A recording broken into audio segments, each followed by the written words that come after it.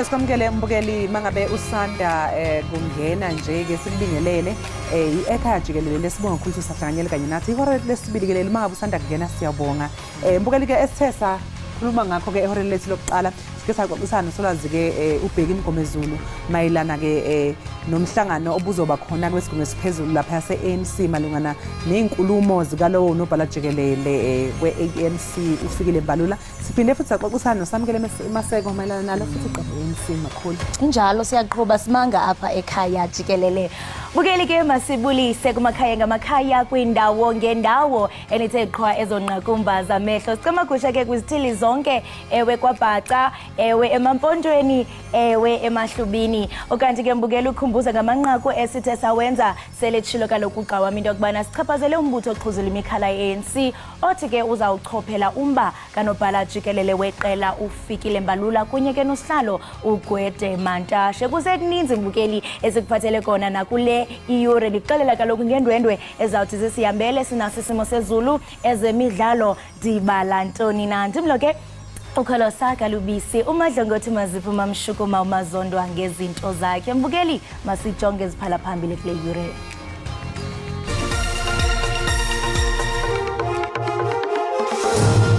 Just as this generation of journalists held the powerful to account, we continue to count on today's generation of media workers. Important as Umongameli uCyril Ramaphosa ukhuthaze intatheli nabafoti ukuba bazama ukulandela ekhondweni likagqirha Peter Makubane ongcwatywe izolo kumangcwaba eFourways eGauteng. The main thing is to collect points, especially come next week. You know, our opening game is so important. Kwezemidlalo umqeqeshi wabafana Hugo Bruce uthi umdlalo wabo nemali uzawucacisa ibanga elihanjwa yibafana kwe-AFCON e-Ivory Coast.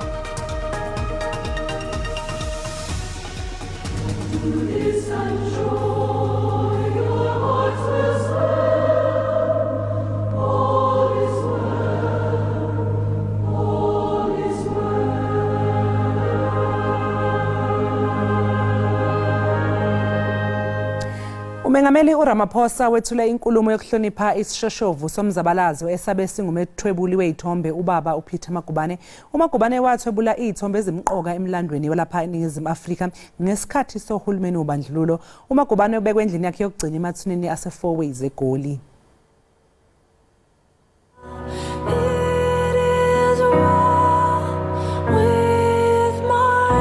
Udokotela uMakubane ubetuswa ngeqhaza lomsebenzi wakhe eqhumbeni phansi uhulumeni wobandlululo kuleli ngenxa izithombe azithwebula. Lezi zithombe zifaka phakathi ezabe zibonisa umhlaba icala eladuma kakhulu iRovonia trial, imashi yabesifazane yango-1956, imashi yabafundi bango-1976 kanye nezinye izigameko ezenzeka ngesikhathi sobandlululo. Indodakazi yakhe ufikile Makubane ithi kwayithatha isikhathi ukuqonda ubumqoka bomsebenzi kayise ezweni. One of the things I often think about as his daughter is that there were many crossroads at which I felt very confused at the road my father took. As a true daddy's girl, I wanted nothing more but to be with him all the time. It took me growing up to begin to understand the kind of man he was. Uqweqwe lentatheli olwabe luyibambe noMakubane ephephabhukwini drum uJoe Hlolwe ithi uMakubane wabe gqugquzela ukubambisana phakathi kwezintatheli. Peter Makubane, always generous, always trying to build rather than pull down.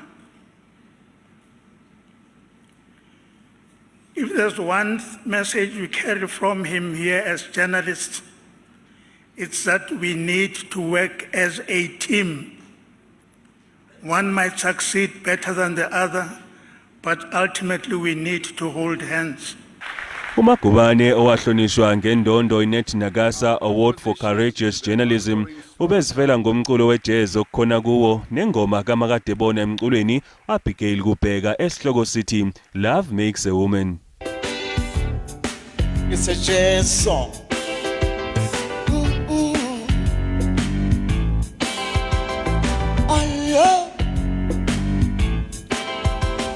When the fire, I tell you it was burning, and I know I should have been learning. Yes, my pockets, I tell you, were full of money. Inkonzo yomngcwabo ibithanyelwe nangumengameli wezwe uCyril Ramaphosa kwazise lengqalabutho ihlonishwe ngomngcwabo osesigabeni sesibili ezingeni lesifundazwe. We as the South African people are giving richly deserved recognition to Dr. Magubane for his contribution to the important craft of journalism. Above all, we are doing so because bearing witness to injustice everywhere, in all its forms, is and will forever remain an act of courage that is worthy of the highest acclaim.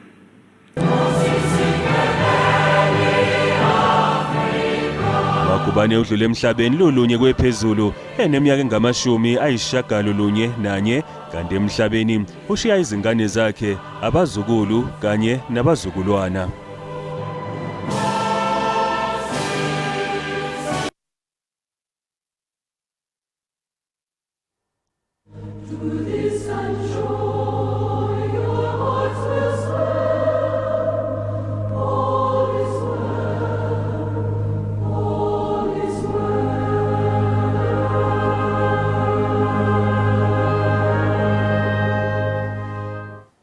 Isebe lentsebenziswano urhulumente kwiphondo laKwaZulu-Natal lisathethathethana nesebe lezamanzi nogutyulo kuzwelonke ngenjongo zokuqulunqa amacebo okujongana nezikhukhula zasemnambithi. Oku ke kuza emva kokuba esisixeko siphinde sathwaxwa zizikhukhula kwakhona ngobusuku bangomvulo emva kwezandyondyo zemvula ezandulela iKrisimesi. Osomashishini bathi ezi zikhukhula zixhaphakile kwesi sixeko ukusukela ngonyaka ka-2021. Sodolophu ke wamasipala wase-Alfred Duma uAlfred SABC unabe wenjenje. It is becoming a norm that every beginning of the year, January up to March, we are experiencing these floods. As the new council that was sworn in on the 17th of December 2001, we took it upon ourselves that in our 5-year term we want to ensure that this town flooding is put to an end. Yes, it might look like we have failed for now, but there are things that we are doing. We enlisted the services of SOPEC consultants who advised us, who gave us some advice, like the non-functional valves, like your water catchment areas, especially the Windsor Dam, that is normal, and also the vegetation in the river. We communicated all that with the Provincial Department of Cogta. We even contacted the Water and Sanitation Department.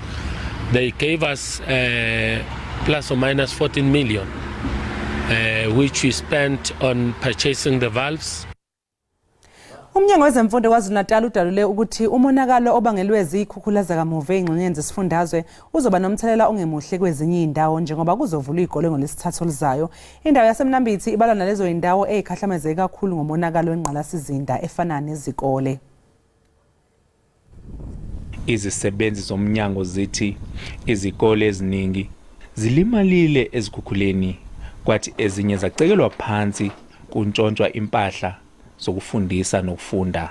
Isikolo iChatsworth Secondary eseningizimu yeTheku esinye sezikole ezicekelwe phansi izigebengu ebezizontshontshwa izitambo zikagesi kanye namawindi emaklasini angu-20. Umonakalo ulinganiselwa ku-100,000 wamarandi. Yize kusaqhutshekwa nokuhlonza ubungakanani bomonakalo owenziwe izimvula, umnyango uthi ukhathazekile ngezikolo ezisemnambithi kanye naseDandi. Angeke ingabi khona impact masikhuluma iqiniso ngoba ezinye izikolo zilimale kakhulu, ezinye zilimale kancane ukuthi izokwazi ukusebenziseka. But impact izodalwa ama delays ukuthi kwenzeka lokho iposition yethu yemali ayikho kahle hle. Izinyunyana zothisha zithi zikhathazeke kakhulu ngokuthi izikolo zikulungele yini ukuvula. Qiniso ukuthi kuyimanje sesitholile imbiko ngezikole eziqekeziwe but okusimangazayo ke this time around ukuthi njengoba kuyantshontshwe izinto zasemakhishini ama-computer nani kuloku ke kuntshontshwa i-stationery sisayibhekisisa ukuthi akungenzeki yini ukuthi ngalento ungakhokhi komnyango sekukhona abantu mhlasimba bamuva i-stationery la basimuve basise kwesinye isikole. Umnyango wethu uhlulekile ukuba unikezele lezi zinsiza ezanele. Eyiningi izikole zithola nje ikota yemali engabe ingenile ukuze bakwazi ukuthenga izinsiza kufunda nokufundisa. Umnyango wezemfundo uthi uzothumela omahamba nendlwane kulezo zikole ezikhahlamezeke izikhukhula. Mlondi Khatebe, SABC News, eThekwini.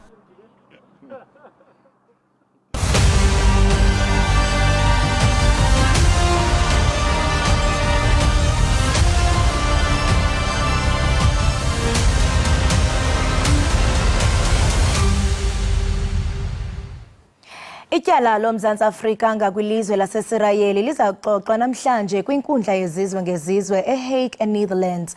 UMzantsi Afrika utyhola iSirayeli ngokubulala abantu kwimfazwe neqela lomkhosi wasePalestina iHamas. Kanti ke umphathiswa wezobulungisa uRonald Lamula ukhokela ke igqiza lezomthetho loMzantsi Afrika kwelityala.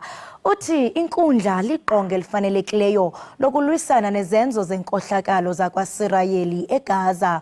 Umongameli ke uCyril Ramaphosa uzaba inxalenye yale nkqubo nge-internet. UMzantsi Afrika ufuna ukuba i-ICJ ikhuphe umyalelo wethutyana oza kumisa ngoko nangoko amaphulo omkhosi wamaSirayeli eGaza.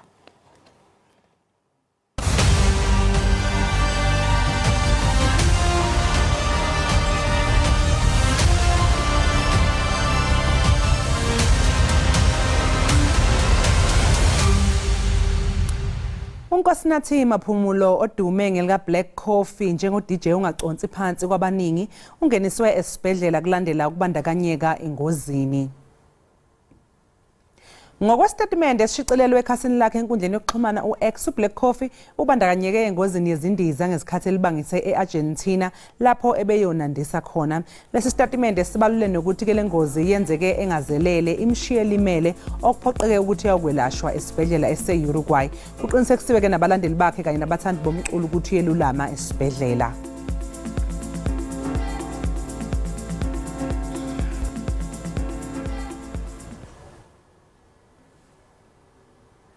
Siyathandaza Mzantsi Afrika into yokubana alulame uBlack Coffee. Kanti mbukeli ke masindwendwele ivenkile eqiniseka into yokubana awugunqi kusekuninzi eseniphathele kona ubukele Ekhaya Jikelele.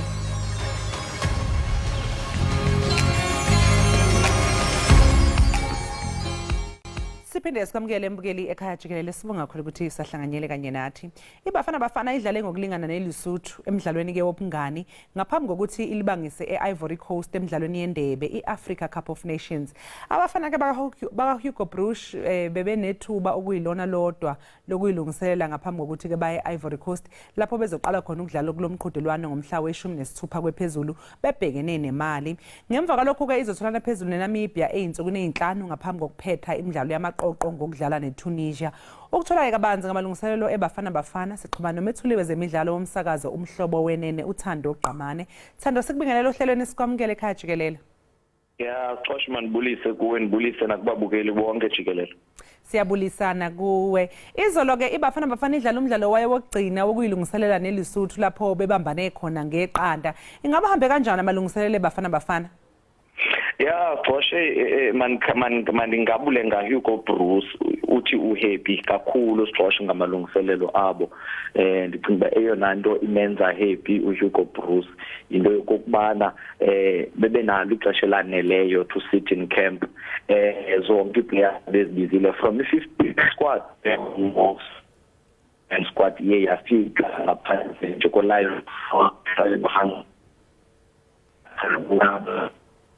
ebesaqhuba ke yena kula process yakhe yoxinzelelo lwengqondo libhenli iqela lakhe England lalitshilo nje kakuhle into kokubana ukwiprogram eyohlukileyo yena and nabo ndicinga fanele bakhe bathethana ne-South African football ngokumreleasa kuba ke bamenzele iprogram ethile uLyle Foster mhlawumbi yiyo loo nto engeyonxalenye yeli qela naye uHugo Bruce uye waqonda into kokubana uphose imidlalo emininji kakhulu eye isondela kuyo le Africa Cup of Nations ngoku ngamanye amaxesha uyayidestabilize team xa uzawuvele uyothatha umdlali mhlawumbi ebengeyonxalenye yale team ixesha elininzi so ngaphandle kwaleyo even naye uHugo Bruce uthi ubana hayi abantu abaninzi bangajonga iscore line salo mdlalo wabo neLesotho akayiboni into ngathi anganexhala ngayo iscore line sabo kulomdlalo because bebengakhangela uwina bebekhangela unika abadlali imilenze babekhangela unika abadlali ixesha ebaleni bayingqubile ibhola around making sure into bani conditioning ne tactical fitness yabo ne awareness yabo ilayitile phambi koba bahambe baye kule tumente keeping a clean sheet is also good it means that benze lanto bafuna uyenza naxa bedlala nezinye team ba control iball position so and he played just about wonke umuntu kula 23 men half time change team yonke bakhona abangakhange babe enxalenye ye team Ronwen Williams oThemba Zwane iziplayers ezo ezijongiweyo ezinikwa a little bit of more time wena Josh for ubana ke zikhe ziphumle kuba uyawacela mayaqona bacela njenge Mamelodi Sundowns they are playing way too many games at this stage of the season so kubalekile uyanabo abo badlali be fresh kwi tournament so that they can give their best. Usakhuluma ke ngaba abadlali ukuthi kubalekile ukuthi babe fresh.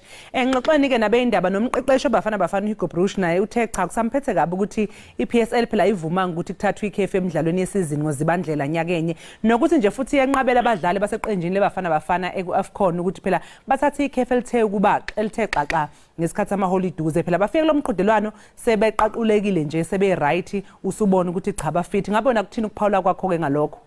Hey, Josh, bekusoloke kuzawubanzima fondini. Bekusoloke kuzawubanzima because lezi international break zininzi and ngaphandle kwezi international break a lot of teams the top 4 teams at South Africa are playing continental competitions. It's only 3 now that are still pushing and going that far as continental competitions. But against Josh, this is a big fight. It's a bigger fight than Hugo Bruce. It's a fight between South African Football Association and Premier Soccer League. So ayo fight ezawuphela today okanye ngomsole because udali manje senzeka Josh from players needing to be released to go and join the national camp PSL clubs zingavumi. It's because the PSL ibanike igunya loba mabangavumi Josh because if the PSL would put umthetho or strong that when the club must let you go, but the clubs want to win trophies. They want to collect points. They believe that this is the best time because the bigger clubs, most importantly, they can give players so that they see a chance to compete in these bigger clubs. That's why Hugo Bruce, when asked Joshi, he has had to go to Polokwane cities and get the Ashwin policies, go to these small, so to speak, as teams ayofumana players ezibonakalisayo into kokubana zikulandela udlalela iqela lesizwe kwaye akazosokoliswa xa efuna players eziyi10 zeMamelodi Sundowns so ngcono athathe zibentathu okanye zibene ahamba uqokelela nezinye ezintathu ezine kwabanye amaqela so it's forcing him in a corner but uyiqhelile le corner kuyo Hugo Bruce wenza lento yi1 nangoku yawa kuzawuwina le Africa Cup of Nations esacoacha eMantla eAfrica. Thanda ucabanga ukuthi ke iqembu libe nesikhathi esanele yini sokulungiselela lo mqhudelwano? Hey, Scottish, Leo will always be a hot topic because if 5 days in Cape Town is a good time. But during that 5 days, what were they doing? Mostly conditioning. mostly kutsalwa i-data because bapha kwi-high performance eStellenbosch. So kuyajongwa i-fitness levels, kwenziwe i-fitness test, whoever has i-niggles, ukwi-recovery, abanye bakwi-rehab ngela xesha, and kuyalolongwa, kulowudwa i-muscles so that in the next few days sizawutrayina light kamnandi, sibe siyazi the-fitness we already have it la kuthi inside. So it was enough time, but you can't have enough time without playing enough matches. So Leo Indo will definitely come in to haunt us. We should have at least been able to arrange matches, noba zimbini, noba zintathu, good high quality matches, maybe say a month or 2 months before the Africa Cup of Nations. But again, we have to look at the Premier Soccer League and whether they are going to give them a break, are they going to give them, release them players, say early ibafana sibonile londo ingenzeki. So I don't think we can look at these preparations and say they were the best preparations they got, but they had enough time to look at izinto ezibalulekileyo. Mangabe sibheka isafa ke yona inqume ukuxazulula inkinga ke zimayelana namabonus kusenesikhathi ukuze phela igwemeke isimo esithi asifane nalesi sebanyana sasibona senzeka ngonyaka wedlule ngaphambi kwendebe yomhlaba ukuze phela nabadlali nje bebafana bagxilisa imiqondo yabo ekuthini ke banqobe lo mqhudelwane. Ingabe lokho ubona ukuthi kungayisiza bafana? Xosho lezi zinto lezi bengafanelanga ubana sisazithetha kuna namhlanje. Bekufanele bezinto eziziza zigqityiwe xa kusithiwa nansi i-tournament i-South African Football Association akho nenido bihlale phansi ne-players ukhe kuthethwane nge-bonuses. Bekufanele ubana njengabantu abangabaphathi Xosho bathi kuni nansi i-scale se-bonus zenu. Niya accepta okanye phofu kwanalo accept okanye if Xosho unika umuntu into eworthy of what you are saying you are going to do there. I should be giving you something worthy, promising you something worthy of you winning that trophy and coming back with it. We won't have any quarrels if undinika into and xoliswa yiyo Xosho. Otherwise, if abadlali abaxoli, they will always voice themselves. So at least lena into it didn't spill and get ugly, but it shouldn't have even nakubanyana. But yayibona ke lento solo besiyilwa Xosho of degrading and also unganiki amanina the right value and the right attention that is needed, because the best chance we had of winning and actually going very far was with the women who had just won the Africa Cup of Nations, and now they were going to compete against the whole entire world. We should not have been at that stage. But now with Bafana, we are going merely for a AFCON, but yet everything must be sorted, you know. So this discrepancy, the South African Football Association, I hope they've learned, because what will happen next, Banyana will boycott a huge tournament. And then kuphinda kube backlash on the banyana, but the treatment that they are getting from the mother body, it's not the same as the Bafana. Yeah, Thando, nangesikhathi ke Bafana igcina ukudlala lapha endebeni iAFCON, yehluleka ukudlulela emzuliswaneni olandelayo. Ubona ukuthi kulonyaka kuzoyihambela kahle nanokuthi nje ke kulamaqembu amathathu Bafana eqhathwe naye esigabeni samaqoqo, yiliphi iqembu okungaba nzima ukubhekana nalo? Xosho, kuzaba nzima kuwo umathathu lamaqela lana. Imali is a closed book kuthi Xosho. Imali noMzantsi Afrika ndicinga kwanje zona kuba kuthiwe zidlala kunye kuba zagqibela nini. It has been years and years and years Xosho nje, just even an international friendly between these two teams. So it's not going to be easy nje nala opening game. Imali normally physical, they are big in stature, ngabantu noko obaziba bayayidominate ibala. So we will need to be very smart when we play Mali, and we will need to work extra hard. We will need to turn them around. We will need to make short, quick, intermediate passes. We will need to make sure siyadlula kubo by spaces, by using his spaces, because physically, if we're going to put the ball 50-50, Mali will win that ball. In the air, we can't play in the air versus Mali. They are way too stronger than us in the air, and they are way too taller. So that will be a difficult game. You look at the second game also, and it will definitely also be a difficult game. South Africa have not, been consistently playing against nations like Tunisia. It has been a while. The only team that I think we can get away there with playing and perhaps beating convincingly will be in Namibia. But Oshalulile, we have to make sure that because they know the players, and majority of that Namibian team know our players. So when we play Namibia, it's almost like it's all South Africans playing against each other. So that's going to be tough. And now we are going to the highest level of a competition. In Namibia qualified very well. So it will be tough to come out of this group. In Tunisia, now we don't have a good record against them. We just do not have a good record against Tunisia. All these North African teams, we really don't have a good record against them. But the way we played against Morocco, we have to take a leaf out of that, because Tunisia, Morocco, more or less the same kind of composition, the same kind of technical analysis. So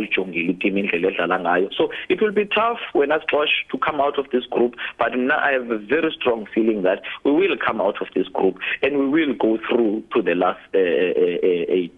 Hayi Thando, siyabonga kakhulu ke ngesikhathi sakho, sikufisela usuku oluhle. Siyabulela kakhulu Sixoshe, siyabulela nabo bonke ababukeli bekhaya jikelele.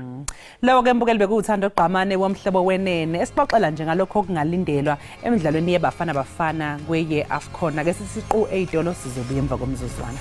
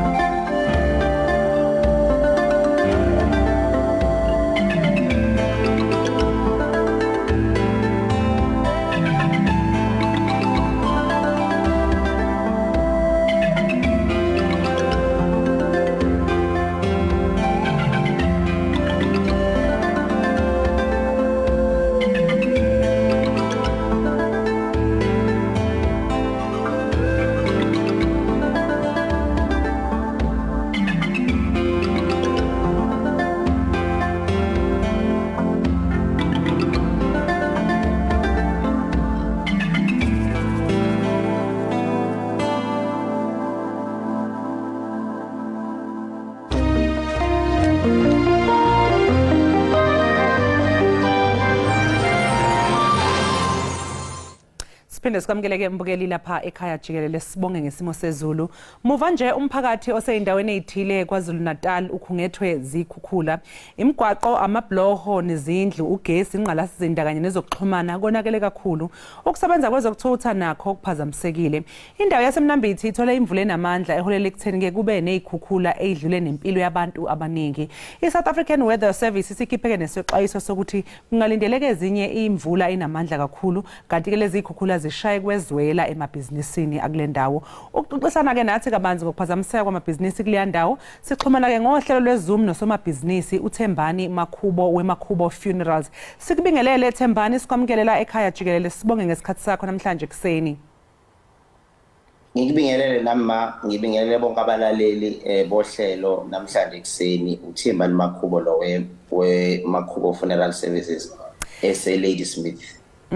Thembani, ususebenze njengosomabhizinisi isikhathi eside ke eMnambithi. Selokhu nje wasebenza ebhizinisini lakho, wake wawubona yini umonakalo ofuzelo ngenxa yezikhukhula?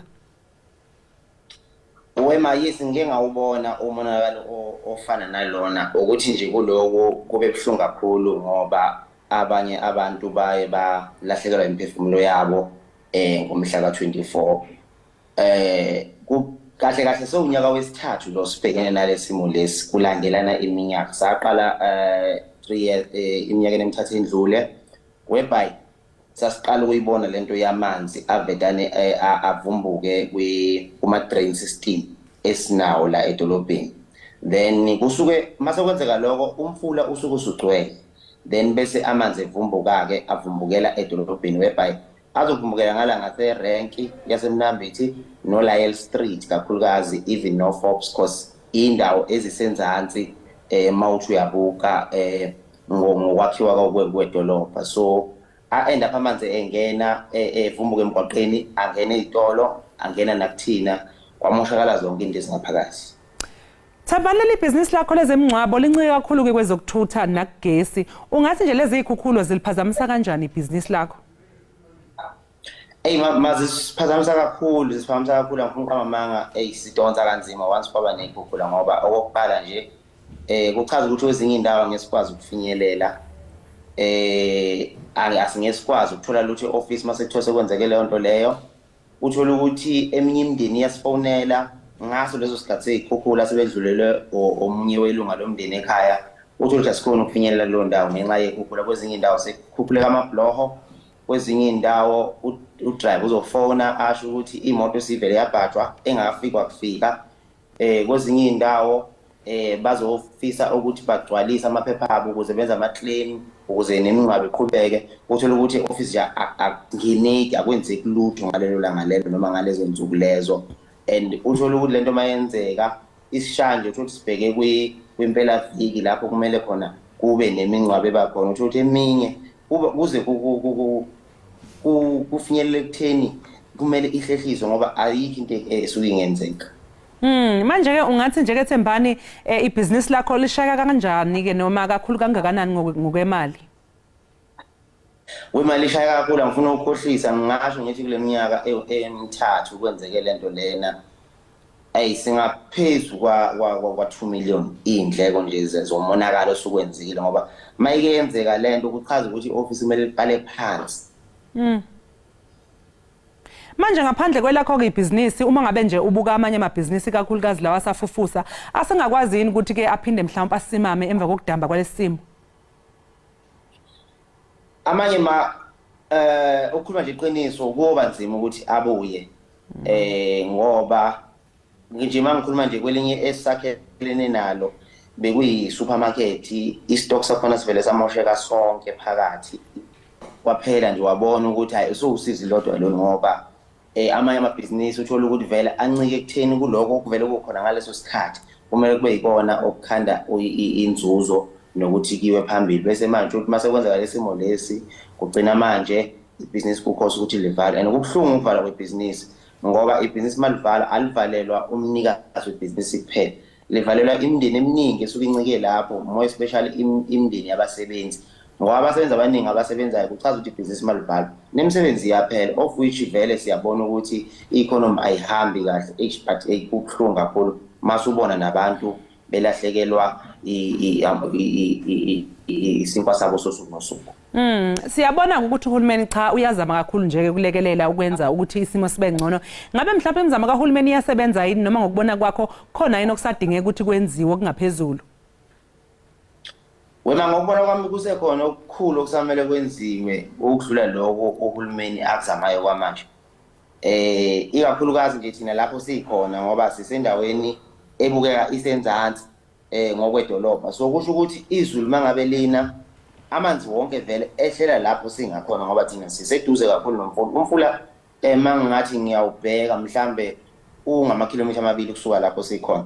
So uhulumeni mhlambe mayengazama ukuthi mhlambe ashintshe indlela umfula ongenisa ngayo noma uzama ukuthi umfula mhlambe uqheliswe edolobheni ngoba angeke kube lula ukuthi osomabhizinisi abakhona ngala basuke kule ndawo esikuyona ngoba kahle kahle sikwi-CBD lapho kuse ngathi ezitolo ngoba silimala sibaningi, limala ngisho nezitolo ezinkulu noma ngeke ngidalwe ngamagama kodwa nje kulimala nezitolo ezinkulu. Even izolo sizamile ukuthi silungise izinto ngoba sesisuku lesithathu singasebenzi namhlanje asizi ukusebenza, sizazama kona ukulungisa ukuthi isimo sithi ukubuyela endleleni yakhona. So njengoba ngisho ngithi uhulumeni mhlambe mayengakathi ukuyifakela ibhuku mhlambe kungenelele neprovince ulekelele umasipala wethu ngoba umasipala wethu uyazama ngendlela ozama ngayo, kube ukuthi mhlambe ukuthi indlela ayisebenzisayo noma ezezimali zibuye zimshaya umasipala ngoba lento ivele yenzeke nje esithubeni. Uthola ukuthi mangabe kumabhizinisi uzo-understand ukuthi kunento ezifana nama-budget ekumele zilandelwe, kumele kuphume ama-budget. So uthola ukuthi i-budget maye isiphumile kwenzeka lento ayikho mhlambe imali ebekele eceleni for inhlekelele esuke ifana nalena ngoba imali esuke ikhona uthola ukuthi uhulumeni useyisebenzisela ekutheni usizakala abantu besuke mhlambe imizi yabo simoshekile abangasena ndawo yokulala asize labo bantu kuqala bese ke bekhaneke ezobhekelela namabhizinisi nawo konke okulandelayo uthi kufika kuleso sigaba uthola ukuthi vele naye amandla awasekho kahle. Manje nina-ke njengosomabhizinisi bendawo kukhona nenikwenzayo ukuthi nibambisane nohulumeni emizamweni yakhe-ke ukuthi-ke kubonakala ukuthi kuyasizwa lesi simo sibe ngcono?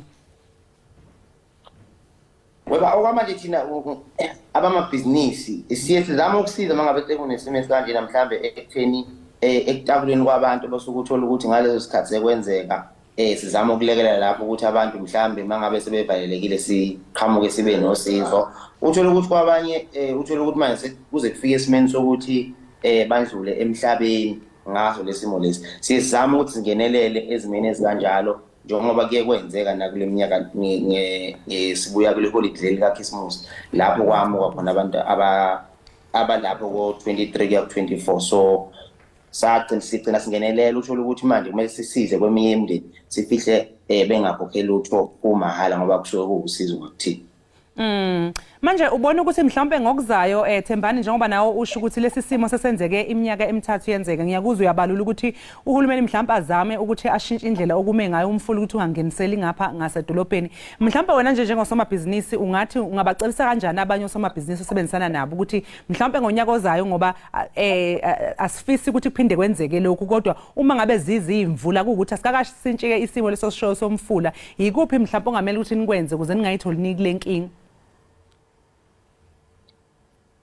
Wesisi kunzima ukusho ukuthi okwamanje yini engenzakala ngoba mangithi mhlambe ake ngithi imvula mangabe iqala ngizothi osomabhizinisi abaqoqa yonke into ekhona kunzima angeke ukhiphe yonke into mangabe mhlambe usebhizinisini yonke into ephakathi ebhizinisini uyikhiphele ngaphandle akuze ukubalula yiko nje ukuthi kumanje sifisela ukuthi mhlambe uhulumeni esibhekene nawo angasilekelela nje enhlekeleni ukuthi mhlambe kube khona indlela ezovimba ukuthi amanzi angabe khona ngalo lahlobo edolobheni ngoba ukuthi wena masisuke la sikhona akusinto elula akusinto esingayiplana nje enyakeni noma eminyakeni emibili sithi hayi no singasoma kusuya ngamabhizinisi sesithatha isinqumo sokuthi sisuke ngapha la sikhona siye kwenye indawo akulula kakhulu amalunga esiwasebenzisayo nama client ethu wonke indawo asuke sesazi ukuthi sila sikhona so mangabe sesishintsha sesisiya kwezinye indawo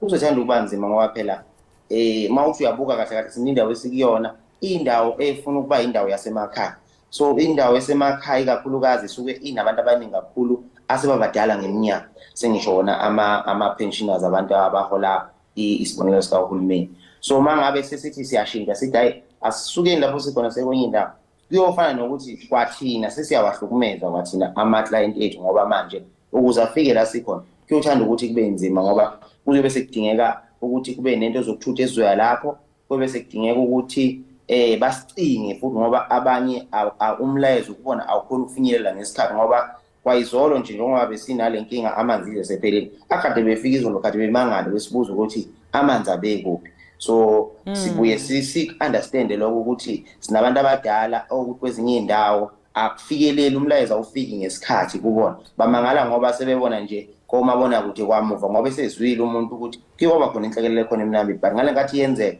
usuke ngabonanga lutho. Hawu Thembani sibonga kakhulu ke ngesikhathi sakho sengathi nje ke nesimo singaba ngcono lapho eMnambithi. Siyabonga kakhulu manani abalaleli bonke babe nosuku oluhle nani station be nosuku oluhle. Sibonga kakhulu. Lewo ke mbukeli bekuthembani emakhubo funerals osomabhizinisi eseMnambithi esichazela nje ngokushayeka kwamabhizinisi eMnambithi ngenxa yezikhukhulu. Mbukela ke sathi nje ke qu 8 siyabuya ke unganyakazi.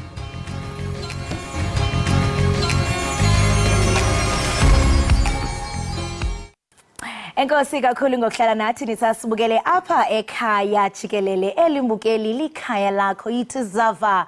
Kanti ke uGerald Mathebula ngumseki kunye nomlawuli we-Indigenous Dance Academy pha eThembisa waqala ke le academy ngonyaka ka-2005 ngenjongo yokuxhobisa ukufundisa kunye nokuqeqesha ulutsha lwapha eThembisa. Mathebula ke usebenzisa umdaniso wasesitalatweni njengendlela ke yokubandakanya ulutsha kwizinto ezokwenza ukuze ke basinde kwingxaki nezinto eziphume ecaleni zaselokishini. I-IDA ke ineminyaka engaphezu kweminyaka elishumi yamava kwezomdaniso i-theatre kunye nasencediseni ekuhlaleni. Ukusixelela ke ngakumbi ngoku sinaye umseki apha estudio uGerald. Gerald, masikubulise sikwamkele enkqubeni, unjani? Ngikhona njani sisomona right? Siyaphila nam. Amaphantsula. Sikhule ngawo kaloku. Yes, sisoma. Uqale nini intoni yakufaka umfutho, and I mean looking at the fact that ilizwe liyatshintsha but why maintain intoni yakwenikeza ba uqala umfutho? Hayi mina ngabona ngisakhula ukuthi okay ngihlala ngijabe kuma family functions bayakujutha wena uyashisela ngatazi imigomo when the streets ngibona ukuthi khamba kanjani, and I started realizing ukuthi a lot of people want to dance like me yabo. Ngathi nathi ngivule academy, obviously the main important things are java sinayo lento esiyenzayo, and plus always wanted to do what you love and get paid for it, right? Yeah. So the most important thing that let's group each other, let's do this thing, make it a community, it's flowing, listen to the show to Bamnandi in this dance form. And I mean now that useke academy, because ngiyethanda kakhulu into kubana uye walola amehlo nengqondo waqonda ba okay lento ndine passion yayo, let me turn it into a paycheck. Ngelo xesha kuphuculela netalente laselokishini. Okay, lento ngiyazi ngibone nini isikhathi mesiqala ukwenza iSoweto funk ekhumbula ngata mangalumbuso yasinika something I can actually make money from this thing. I'm gonna carry getting paid to dance. That's the most beautiful thing ever. Wow. Yeah. And also nesibhujwa usasibambile. Kuthi intshatshele esibhujweni. Isibhujwa ngathi yazi it's mostly I think isibhujwa started from ispantul or organically. But manje isibhujwa is soft, is smoother, so much hamara. You got one of those then we take it and say like I send the technical, I send the effort and just show people good lento lese ethanda. Ngiyafuna uqonda bana throughout the years since 2005 ungathi mhlambe uhonorishe njani lo mdaniso? Honoration ukuthi ngina ngibuild culture, I stick to the culture, I stay true to the culture, and I'm making sure that we uplift and develop the community. Yazi umbuzo beninawo ngaphambi kokuba sibe nodliwano ndlebe wazi. I mean kutheni nje ndingaboni isiphantsula sitrenda xa uvula social media? It's like mhlambe omnye umuntu angathi sibhubhile, ungaphendula uthini ngalonto?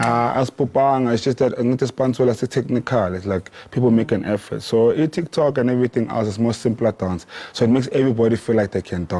So that's why everything more feeling at was everything can trend. More technical shy span we are the bigger less side we behind the scenes.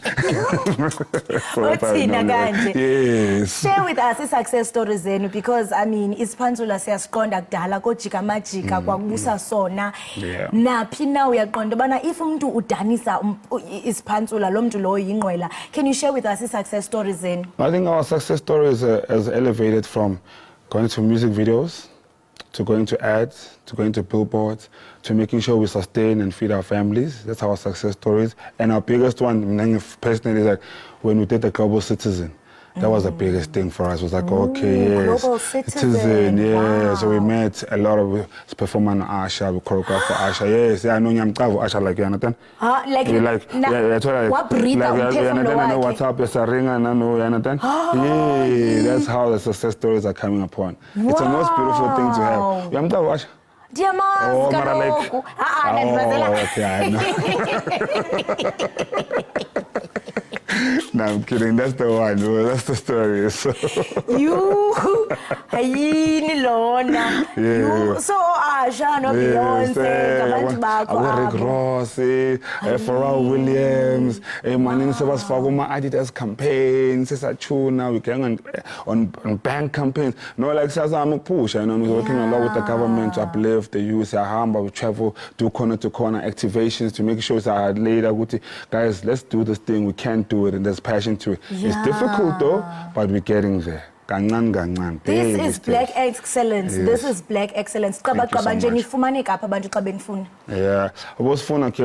on Instagram, you're gonna find us on at Foundation IDA, Facebook, the same thing. Minanguchara Matebula, if you wanna go Facebook and everywhere else, all the social health. Abashe kongaleleni ngoku. Abasondele. Yes, dihamba ngomva. Okay, see. Ivolume lapho.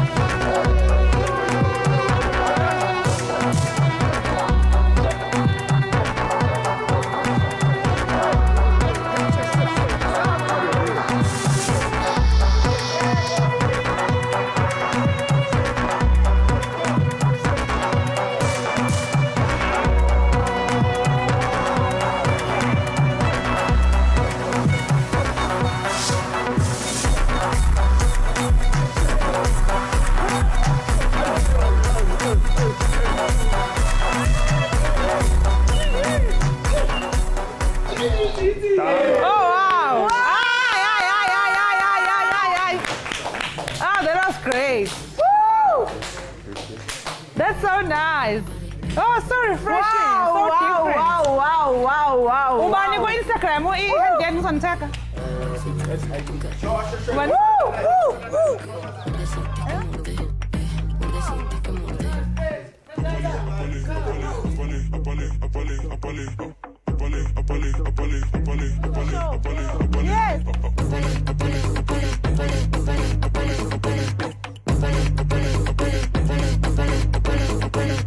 Todo lo que me invento me lo trillan.